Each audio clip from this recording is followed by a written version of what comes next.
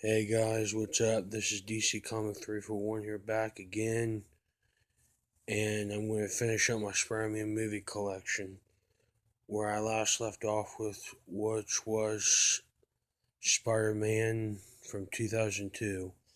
Now we get on to the sequel, which is the 2004 DVD of Spider-Man 2, also came out in 2004,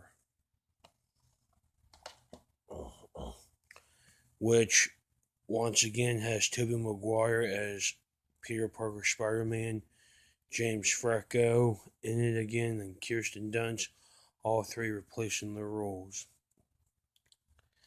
Now, Spider Man 2, when it came out 13 years ago, my dad's ex girlfriend got me it for Christmas back in that time. And to be honest, when I watched it, it really disappointed me. Don't get me wrong, the movie was good in some parts to a good extent, but the beginning of it just kind of disappointed me. Like he talks about he talks about how his life was so getting better that he was Spider-Man given a job to do. Then he said he too has a job, and then he winds up losing that job because he ran late. What a good way! That's not a good way to start off a film to me, because he was getting his life back together, and he just winds up losing his job.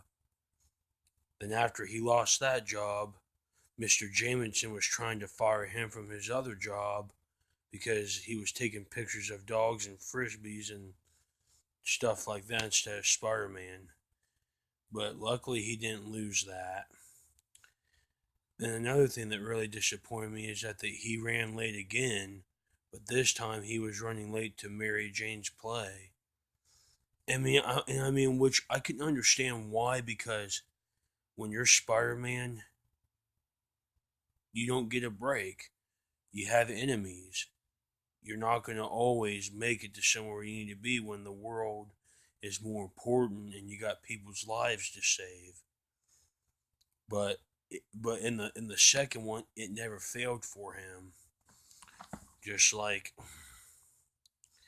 I'm not gonna give Spider-Man 2 a a 3 star. I will at least give it. I'll have to give it a 4.5. I wish I could give it a 5, but I just can't. But a 4.5 is still good. It's better than a 3 star or a 4 star, because that's why I gave it 4.5 instead of 4. But like Spider-Man 2, it's just the way the beginning started out kind of sucked.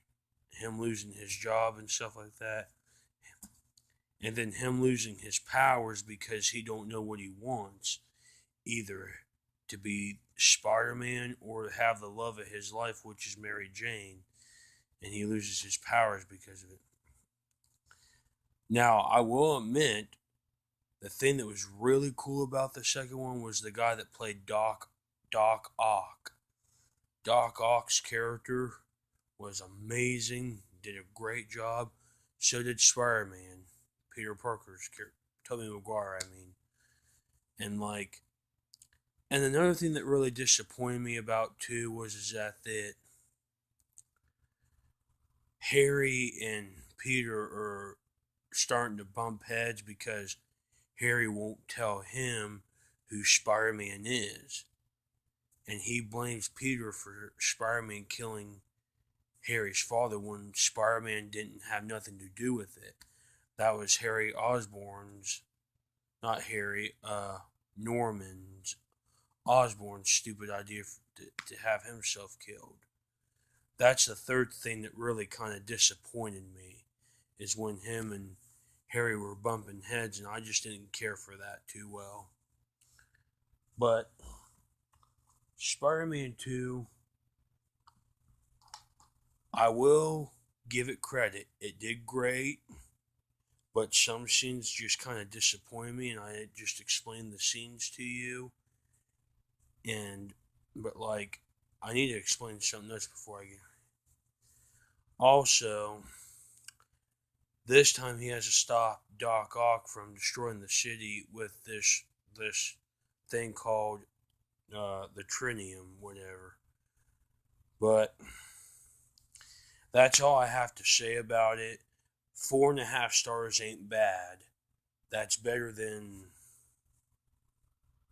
3 stars because part of the movie just disappointed me. But it is what it is. It could have been horrible. It could have been. It could have been more terrible. Thank God it didn't. But it could have been a little bit better. But at least it didn't turn out to be terrible. I still watch it and I still like it. This is DC Comic 341 here, and I will see you later. And for some reason, I just have 6 minutes on here now. I know it won't go up to 10. I do know that, but take care. I'll be back for Spider Man 3.